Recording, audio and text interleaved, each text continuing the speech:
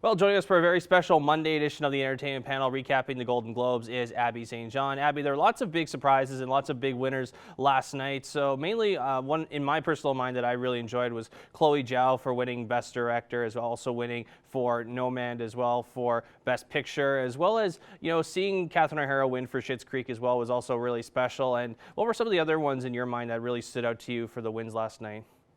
Yeah, I had both of those on my list of things that I wanted to mention. I think it's amazing that Nomadland won Best Picture and then Chloe Zhao won for Best Director for that movie. I think that's incredible. I was really hoping that one of the three women nominated for Best Director was going to win.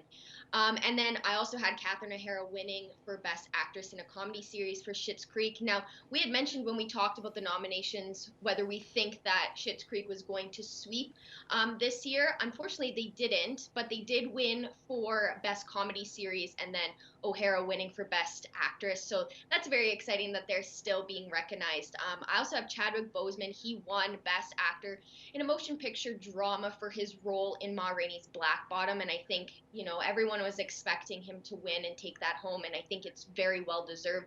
And his wife, she accepted the award on his behalf and gave a very beautiful and emotional speech on what she thought he would say and who he would thank if he were alive to accept it himself. And it was hard to hold back the tears when watching it, so it was very emotional.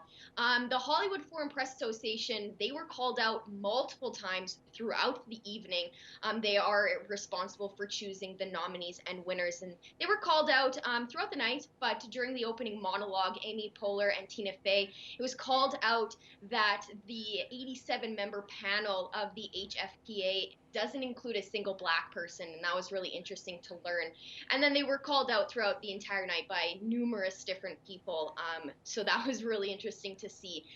Daniel Kaluuya won Best Supporting Actor for Judas and the Black Messiah, but there was some technical difficulties when he was accepting his award, and some of part of it was cut off because it was muted, but the problem was resolved and he was able to resume his acceptance speech, which was amazing. And then Pixar's Soul won for Best Animated Picture plus Best Score. I absolutely love that film. It is amazing. I think they did a wonderful job, and I think it was very well deserved winning for Best Animation. Yeah, and it was definitely a big night for The Crown. They took home the majority of the awards, and of course, with all the people that were in The Crown, and also with the different nominations in each category, it was always fun to see which one would come up on top for me. Also, I found really funny with Jason Sudeikis beating out names like Rami Youssef and Eugene Levy for Best Actor in a comedy series, which I found really interesting because he didn't look prepared at all, but that made it all the more fun for that regard. Now, Abby, one of the big questions and one of the big things is with these Golden Globes, of course, Oscars and SAGs are next. So does that kind of mean for the winners of some of those movie categories at the Globes, that ultimately, in your mind, will it translate, do you think, to the next couple of major awards? I think we're going to see a lot of crossover, and it's not new. It's not different. We see it every year. There is a ton of crossover through the categories. Nomadland probably will be nominated for Best Picture, could possibly win.